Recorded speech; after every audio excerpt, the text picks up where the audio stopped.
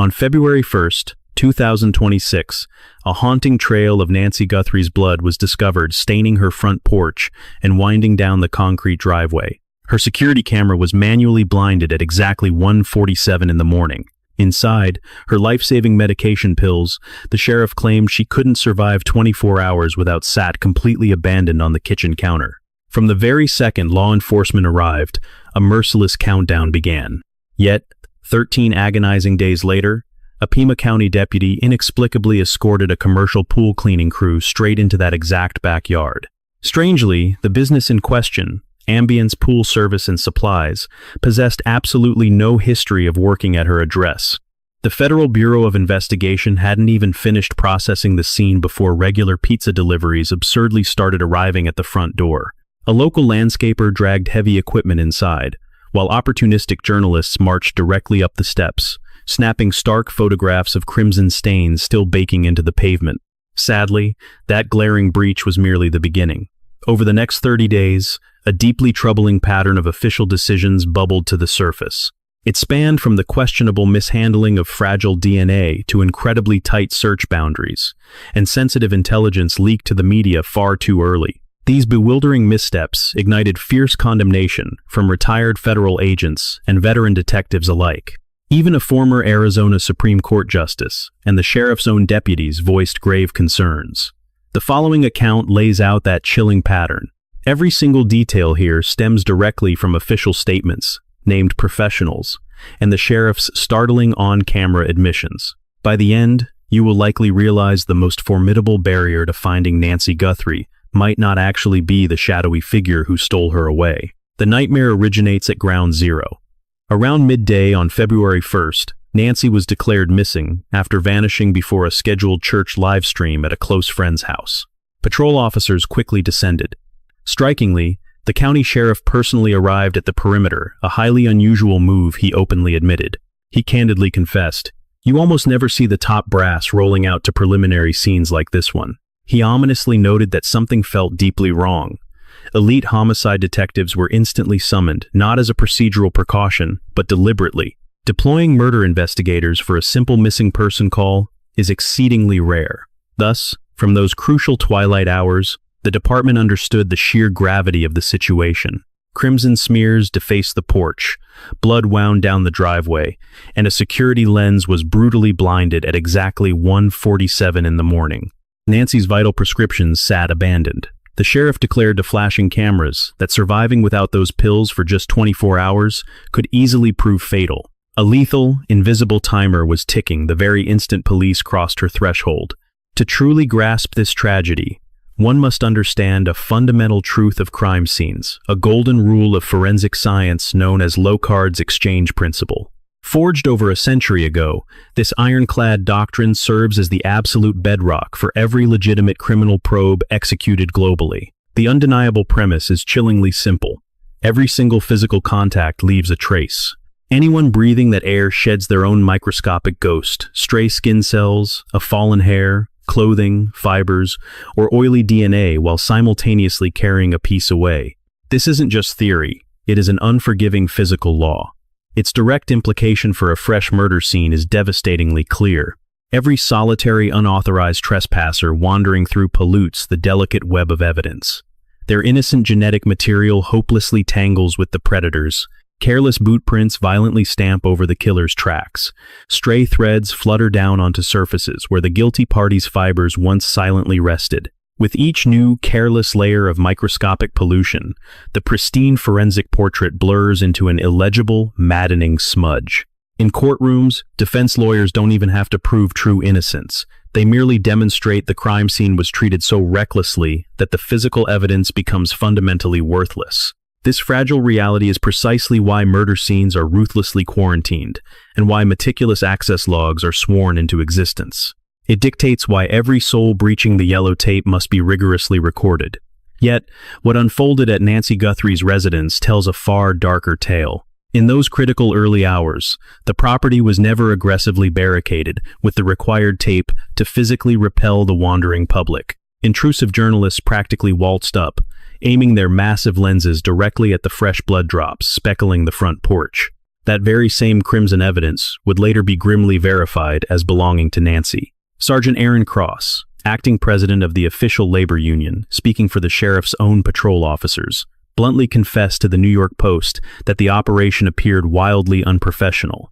He chillingly stated that the glaring lack of control cast a deeply embarrassing shadow over their entire department. After reporters freely roamed and effectively poisoned the perimeter, the initial forensic sweep hastily concluded in what the sheriff loosely described as nearly 20 hours. Then, shockingly, the home was completely released. Retired New York police detective and esteemed John Jay College professor Michael Alcazar appeared on CNN, suggesting local investigators heavily fumbled by surrendering the sacred crime scene far too prematurely.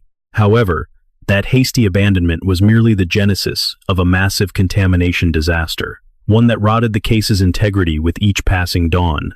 Enter Joe Scott Morgan, a highly respected forensic death investigator and the seasoned voice behind the Body Bags podcast. A grizzled veteran who spent decades working alongside medical examiners dissecting profoundly complex fatalities, he meticulously tracked the tragic desecration of that specific property. Once police barriers vanished, curious journalists simply strolled across the blood-stained grounds, and amateur internet sleuths inevitably followed in their chaotic footsteps. Civilian pool cleaners were bizarrely ushered in by an active-duty deputy. A local landscaper dragged heavy machinery inside, and hot pizza was absurdly routed to the compromised address. A private home health aide nonchalantly dropped by. As Morgan coldly observed, there was absolutely no gatekeeper left to protect the ghosts lingering within. The official narrative insisted the scene was deserted, at least from his perspective. Yet, the playbook for handling a high-stakes forensic environment is rigidly uncompromising. The mandate requires locking down both the primary residence and the expansive perimeter around it, immediately anchoring the operation with a centralized command hub. A dedicated gatekeeper must be stationed at the boundary edge, tasked solely with documenting every single entity that breaches the tape recording identities alongside precise arrival and departure times without a hint of compromise. Rank means nothing whether dealing with the top brass or the lead investigator. No one bypasses the log. This ironclad discipline is the only way to forge an evidentiary chain capable of withstanding brutal courtroom scrutiny. But that procedural sanctity was entirely abandoned on this property. The fallout is far from hypothetical. As Morgan pointed out, the investigative team has now engineered a forensic nightmare that no laboratory facility across the state of Florida possesses the capability to untangle. Authorities are fundamentally paralyzed, unable to definitively trace the true origins of the genetic material they meticulously gathered.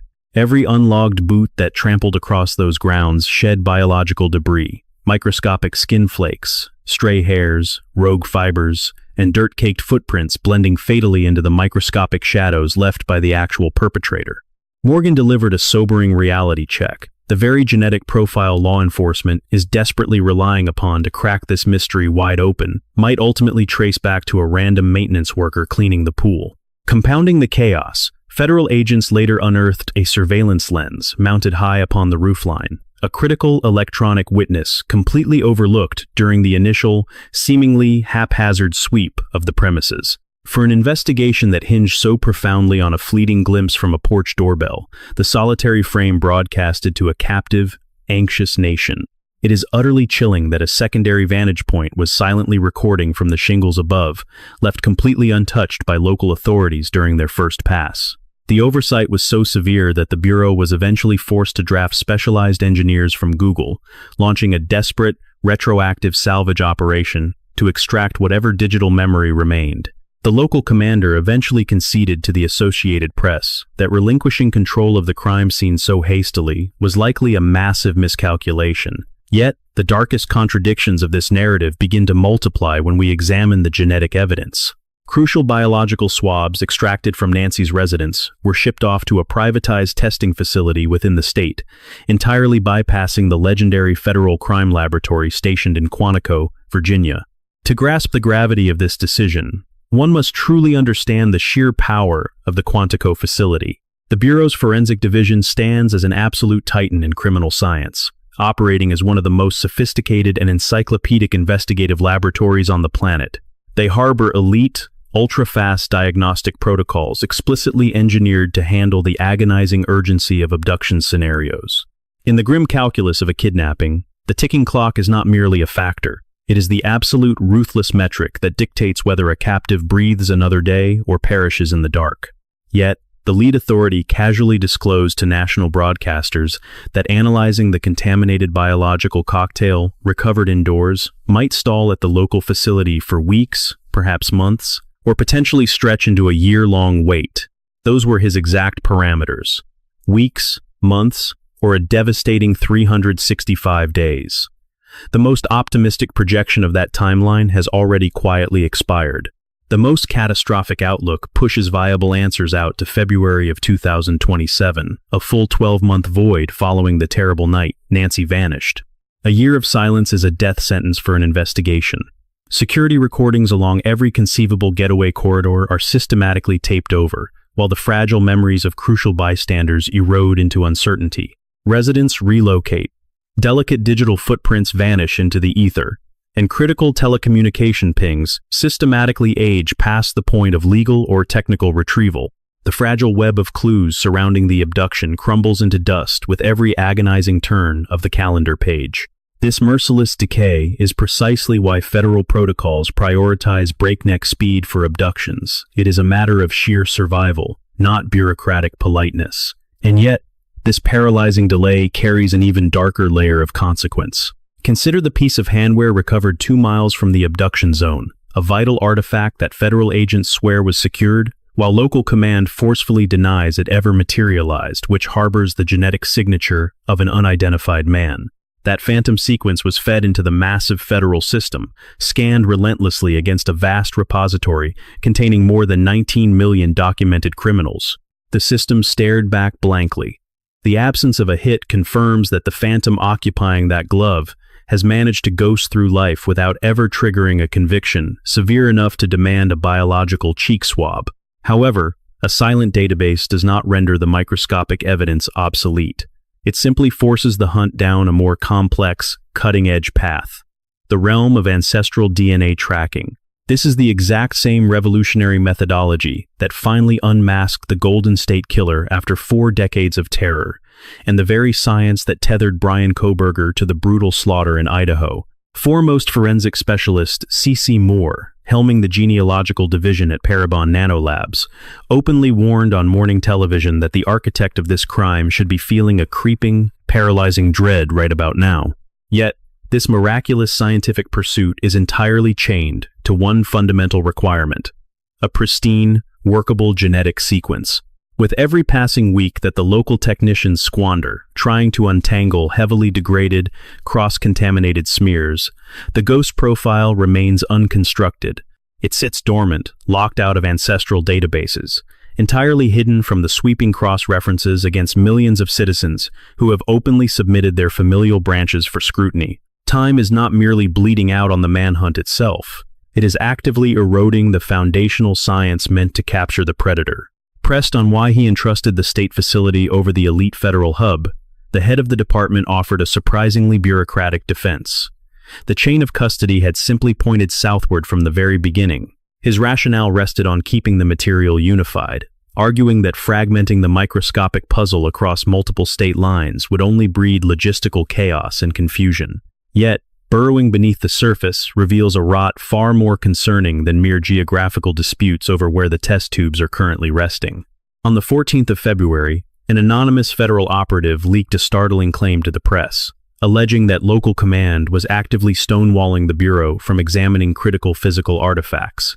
At the center of this storm was a mysterious hand covering allegedly plucked directly from the victim's living room. Hours later, the local official faced national cameras, forcefully swearing that no such item was ever pulled from the residence. His denial was absolute and unflinching, insisting vehemently that his deputies possessed nothing of the sort, nor had they ever encountered such a crucial artifact on the grounds. The federal syndicate's televised declaration unequivocally pinpointed that specific piece of apparel, placing it squarely within the perimeter of the crime scene. Conversely, the local authorities' broadcasted rebuttal attempted to erase its very existence. A stark, irreconcilable binary emerges. One side is telling the undeniable truth. The other is weaving a deliberate fiction. In a saga demanding absolute blind faith from a terrified, watching public desperate for answers, this clash of narratives is hardly some clerical error to be brushed aside. It is a massive, structural crack threatening to bring the entire pursuit crashing down into the abyss. Andrew Gould, once a justice sitting on the Arizona Supreme Court, took to Fox News to publicly critique the glaring mishandling of physical evidence in this investigation. His assessment was uncompromising. He stated that the county sheriff had committed critical blunders, fundamental errors that actively obstructed the pursuit of the truth. Asterisk, impeded. Asterisk, let that sink in. That precise language did not come from an armchair detective. It was the deliberate phrasing of a former magistrate from the state's highest judicial body. The process was not simply slowed or complicated. It was actively derailed. We must now examine the psychological labyrinth of mounting contradictions. The baffling mishandling of the discarded glove and the genetic material was merely the prologue to a much darker story. By February 16th, the sheriff issued a blanket exoneration for the entire Guthrie inner circle, officially stripping the suspect label from every single sibling and their respective spouses. Looking directly into the cameras of 13 News, he unequivocally declared that absolutely no one sharing that bloodline remained under suspicion. He demanded an immediate halt to all public speculation, mandating that the world back down. These people were strictly victims, he insisted, and casting any shadow of doubt upon them was not merely factually incorrect, but deeply malicious. Yet, wind the clock back a mere 11 days. During a sprawling media briefing broadcast across Fox News, that very same official was directly questioned regarding the rampant internet theories. When pressed on the terrifying possibility of an inside job orchestrated by a relative, his response was remarkably broad. In the eyes of his department, every single individual remained a potential perpetrator. He justified this paranoid approach as standard police psychology, an innate operational mindset. He deliberately leaned on the absolute term, everybody. Meanwhile, as this public narrative shifted, investigators repeatedly haunted the residence belonging to Annie Guthrie and Tommaso Cioni, returning to the property time and time again. Operatives clad in latex were seen meticulously seizing private correspondence, sealing mundane letters into sterile collection bags. They were aggressively tearing through a secondary location miles away from the primary scene of the abduction. An agency cannot ethically chastise the public for harboring suspicions against a grieving family, demanding blind sympathy, while simultaneously dispatching its own agents to bag and tag materials from that exact family's doorstep. The logic here is absolute. The inner circle is either entirely free of suspicion, or they are hiding in plain sight. Either law enforcement is actively squandering precious hours and forensic resources raiding an irrelevant location, or that grand, televised exoneration was nothing more than a premature fabrication. These two conflicting realities simply cannot coexist. This glaring paradox points toward a much deeper, systemic decay within the command hierarchy, a foundational crack that several insiders have quietly begun to point out. Breaking rank, Sergeant Cross went on the record, unequivocally stating that federal agents from the FBI should have seized absolute control of the manhunt within the initial, critical days. He emphasized a known truth. The Bureau remains the undisputed, premier global authority when navigating the psychological warfare and logistical nightmares of complex abductions. Acknowledging their vast federal arsenal of manpower and specialized technology, he argued that the local deputies were only ever equipped to play a secondary, supporting role in the shadows. However, the mechanics of federal dominance require a formal invitation. They cannot simply seize the reins without proper authorization. They must either prove the transgression crossed federal boundaries, or receive an explicit, desperate plea from municipal authorities, or the victim's own kin. Curiously, the remaining Guthries never issued that public plea, and the local commander, a man harboring a bitter, 11-year vendetta against the Bureau that will soon be unraveled, was absolutely refusing to hand over his jurisdiction. Speaking to News Nation, he defensively deflected, claiming that the very idea of a small-town department denying federal assistance was nothing short of absolute madness. Yet, there lies a massive, manipulative gulf between a flat refusal and genuinely surrendering the driver's seat. A leader can easily simulate collaboration without ever actually relinquishing control.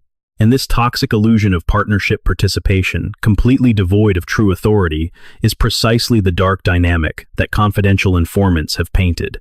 The federal agents were reduced to merely supplying the gear, the physical bodies, and the technology, while the local county retained an iron grip over the forensic analysis, the media blackouts, and the ever-shifting boundaries of the search grid. By the time February 23rd rolled around, this tangled web of bureaucratic deceit had inevitably exploded onto the unforgiving national stage.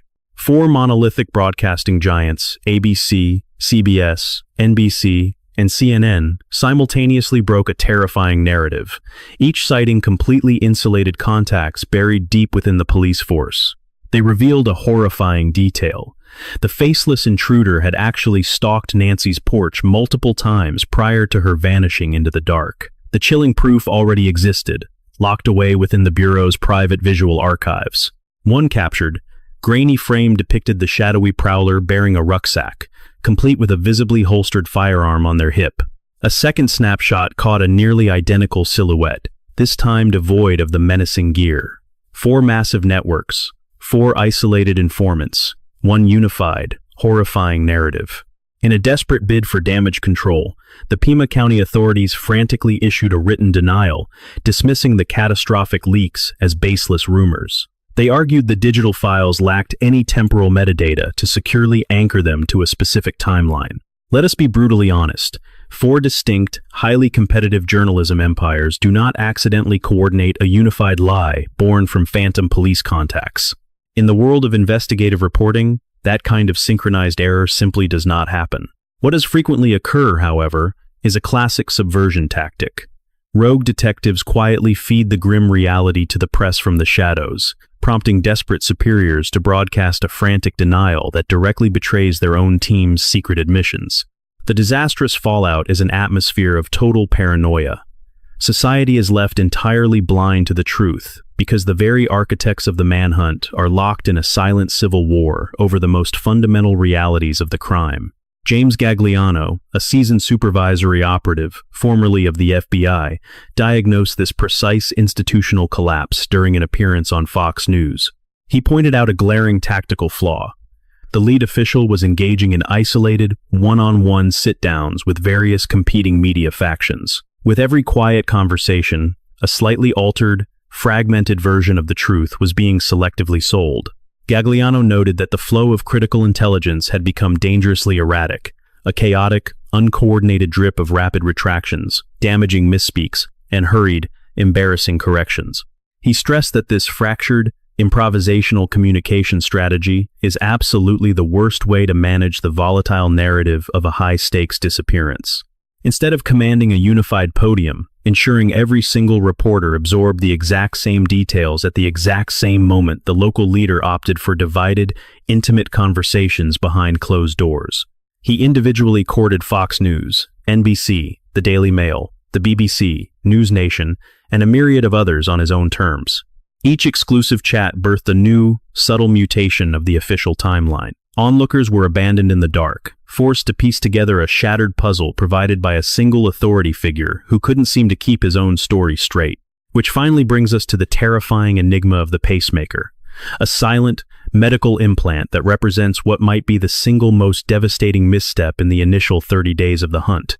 Buried in Nancy's chest was a pacemaker, a medical lifeline engineered to constantly sync vital data to her Apple ecosystem via Bluetooth. At 2:28 a.m. on February 1st, that digital heartbeat flatlined.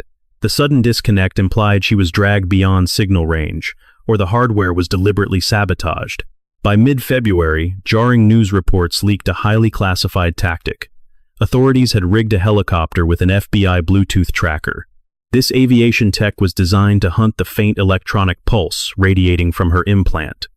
The mechanics were ruthlessly straightforward. The chopper would carve a meticulous grid, scouring her immediate neighborhood, desolate washes, and sprawling suburban enclaves. That aerial sweep pushed deep into rural stretches. Should the implant emit even the weakest digital whisper, the airborne sensor could instantly lock onto its exact coordinates. Prowling the skies required no judicial warrants, entirely eliminating heavy-footed ground patrols that might inadvertently tip off the perpetrator. It was a phantom operation, soundless, unseen, and carrying the devastating precision to pinpoint a single building.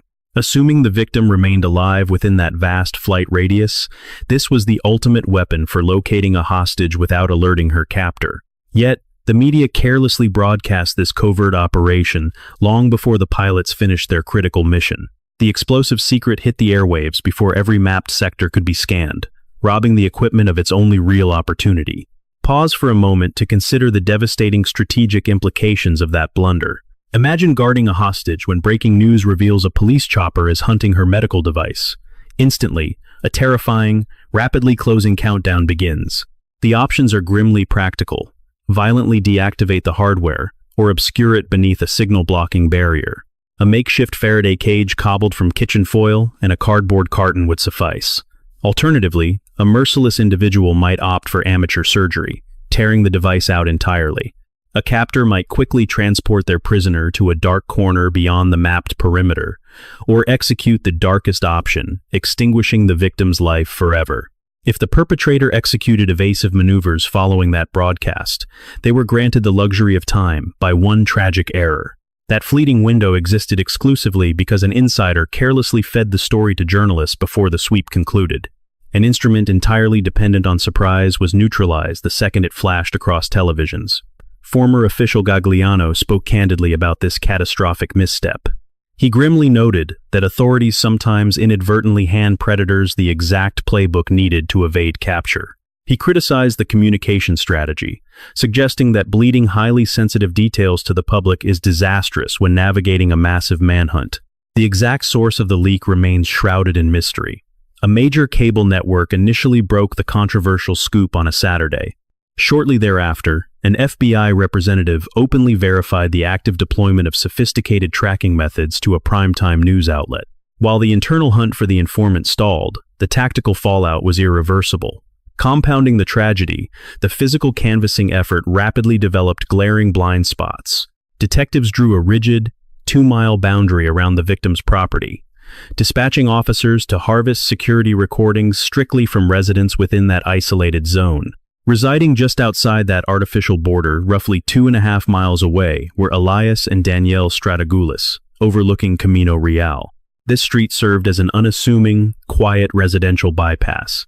It offered a stealthy path, weaving perfectly past the heavily trafficked junctions linking the subdivision to the primary outbound highways. For a calculated predator fleeing a crime scene at 2:30 a.m., it was the ultimate, instinctual escape route. Their front porch monitor captured merely 12 cars slicing through the pre-dawn darkness on February 1st. One shadow rolled past at 2:36 a.m. Recall that the victim's internal monitor went dark at 2:28 a.m. To test the timeline, a prominent investigative journalist mirrored the driving route to that camera. The shadowy journey clocked in at exactly 6 minutes. Mathematically, an abrupt power loss at 2:28 combined with a 6-minute flight dictates an expected arrival time of 2:34. Yet, the suspect vehicle materialized at 2:36 a.m., leaving a mysterious 2-minute margin. That brief delay represents the chilling pause of a criminal idling at an intersection, checking rearview mirrors. Satisfied they were alone, the driver punched the gas onto Camino Real. When a former New York detective scrutinized the grainy clip, a clear picture emerged. He identified the ghost car as a Kia Soul, a highly unobtrusive compact crossover. It is an unremarkable, whisper-quiet machine, practically engineered to fade into the background without alarming an insomniac neighbor. However, the true horror does not lie within the pixels of that video. The real nightmare is geographical. That specific property sat just beyond the department's arbitrary search circle. Consequently, not a single officer ever knocked. Nobody requested to review their digital records. It was only because the proactive homeowners vigilantly followed the media spectacle that they checked their hard drive. Discovering the terrifying anomaly, they hand-delivered the critical lead to the precinct voluntarily. This sparks a deeply disturbing inquiry. How many other electronic eyes positioned beyond that arbitrary 2-mile line documented the escape evidence seemingly ignored because an investigator drew a tactical circle roughly half a mile too short? Statistical profiling of similar horrific crimes grimly predicts that the victims' remains are almost certainly concealed within a 2 to 5 mile band surrounding the initial abduction point. By capping their intensive search at the 2-mile mark, authorities essentially turned a blind eye to a highly critical area. They completely bypassed the exact hunting grounds where the darkest secrets of this case were statistically destined to exist. It was not until February 27th, 26 days into the floundering manhunt, that the sheriff finally admitted his teams were belatedly reviewing vehicles in those neglected outer rings. Around this same time frame, the Madres Buscadoras de Sonora crossed into Arizona. This Mexican volunteer network boasts a proven history of unearthing over 5,000 vanished individuals. Most discoveries occurred in Sonoran expanses, virtually mirroring the outskirts of Tucson. These women instinctively grasp where the wasteland buries things. They navigate dry washes and deep arroyos with a sixth sense for where the earth surrenders its darkest secrets. Their sole mission in crossing the border was finding Nancy, yet the local sheriff's department flatly rejected their help. Official statements coldly ordered civilian searchers back, insisting this grim labor belonged exclusively to professionals. Consider the absurdity. 5,000 recoveries and unmatched terrain mastery offered at zero taxpayer expense. As they were dismissed, the local emergency dispatch was quietly suffocating. From February 1st to the 19th, a staggering 32,000 calls flooded the department's switchboards. Nearly 24,000 were purely administrative, a massive spike compared to roughly 9,000 during that exact time frame the previous year. Frantic tips, wild opinions, and unhinged conspiracy theories became hopelessly tangled with legitimate distress calls. Crucially, authorities failed to establish a dedicated tip line infrastructure during those vital early hours. By the time federal authorities absorbed 40,000 leads, the critical window had permanently shut. Whispers of another glaring failure soon surfaced.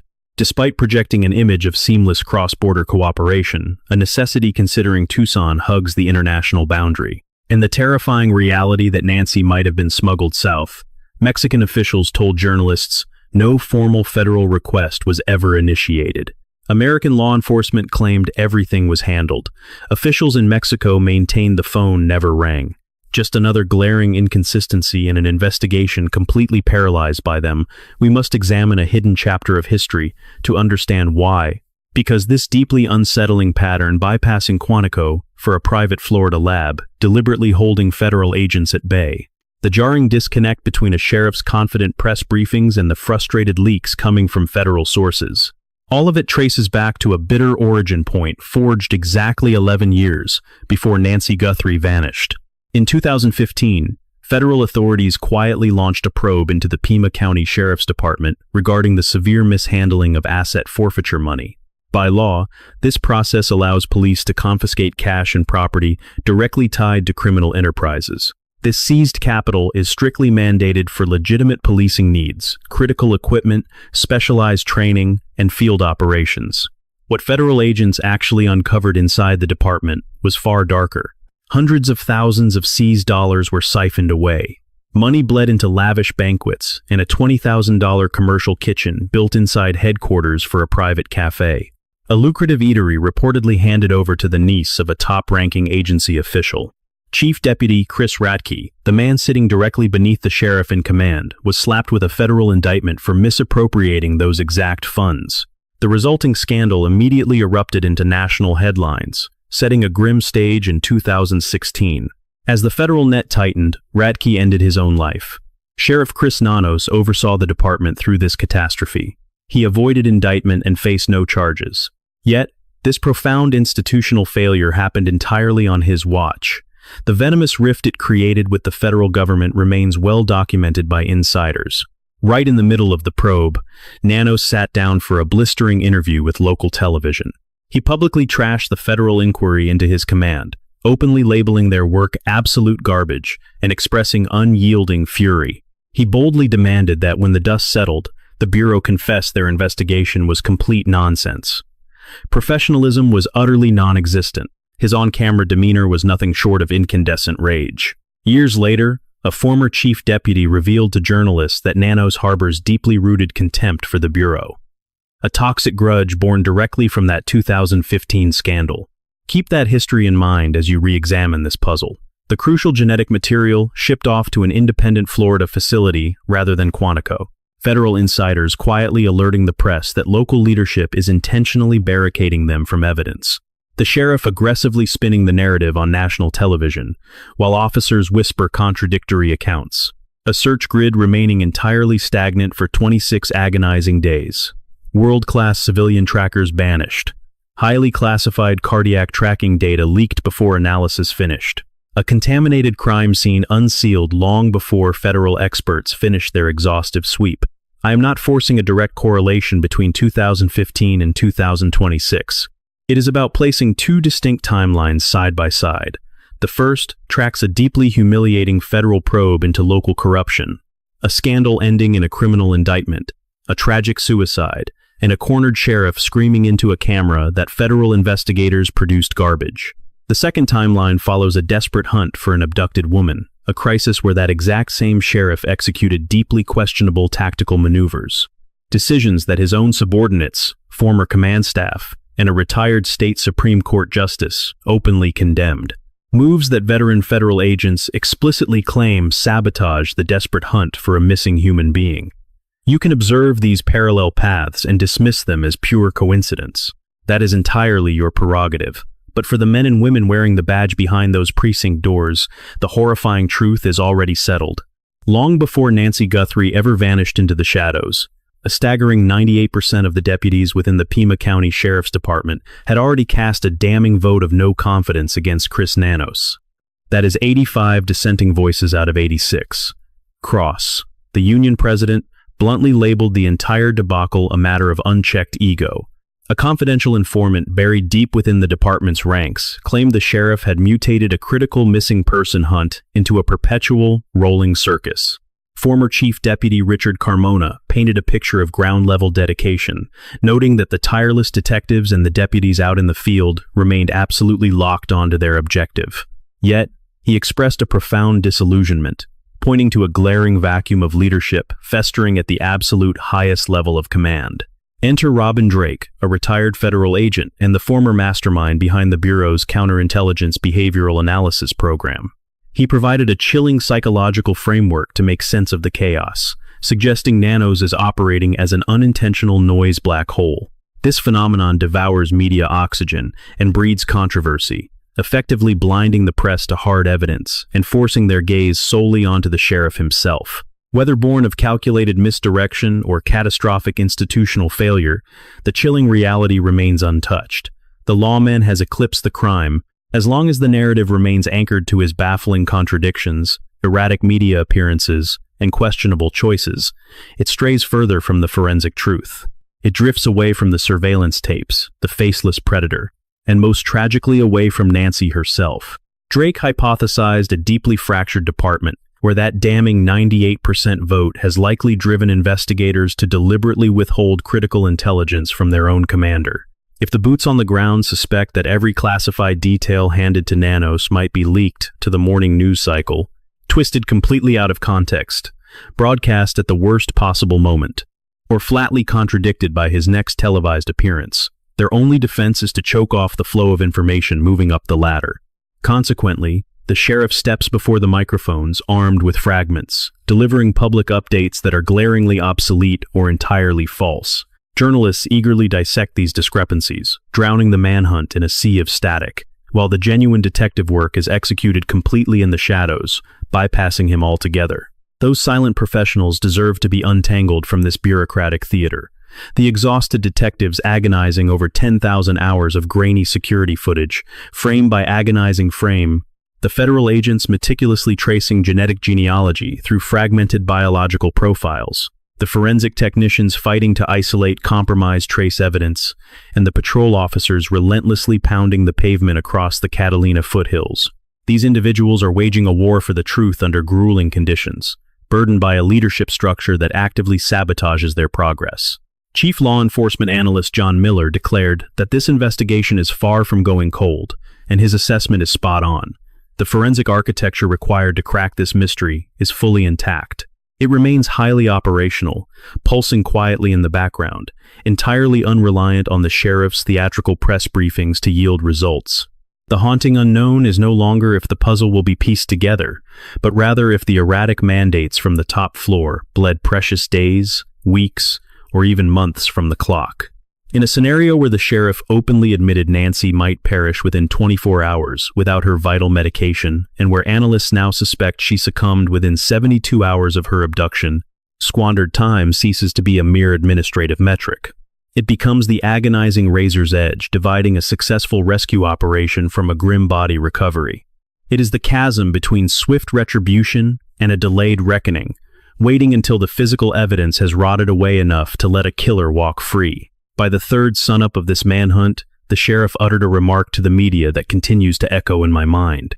He confessed to not being accustomed to the public clinging to his every syllable, nor to being held accountable for his own rhetoric. And in a twisted way, he was dead right. Accountability was a foreign concept to him. This is a man who sidelined his political rival with administrative leave mere weeks before scraping out an election victory by a razor-thin margin of 481 votes. He exiled the union president simply for hoisting a protest sign declaring the rank and file did not want Nanos in charge. Long before Nancy's world went dark, 98% of his own sworn officers cast a vote stripping him of their faith. Yet, none of those power plays drew the suffocating spotlight he now endures. Nancy's vanishing act shattered his protective bubble, bringing the unblinking gaze of a nation right to his doorstep. And what the public is witnessing is an official who inexplicably bypassed federal laboratories to ship crucial evidence to a private facility, a leader who publicly erased the existence of a recovered glove, directly clashing with federal agents who confirmed its discovery. One who exonerated the victim's family on camera, while his own covert units were simultaneously tearing through their residences. A man who insisted on February 5th that everyone remained a target, only to pivot 11 days later, branding anyone who suspected the inner circle as unnecessarily cruel. A figurehead who managed to contradict 4 major broadcast networks with a single, convoluted written decree. Someone who foolishly leaked classified pacemaker tracking tech before it had yielded results, and who drafted a search grid so flawed it completely ignored the one lens that might have documented the getaway car. A commander who casually dismissed veteran tracking teams boasting a resume of 5,000 successful desert extractions. And a politician who stared into a camera lens to boast about international task forces, while officials south of the border insisted their phones never even rang. Someone out there holds the key. The forensic trace resting in sterile labs, the digital footprints hidden deep within server farms, and the unreviewed frames of distant lenses, they are not fading away. They are silently biding their time. The real terror lies in calculating exactly how long Nancy's captor has been given to prepare for the inevitable knock.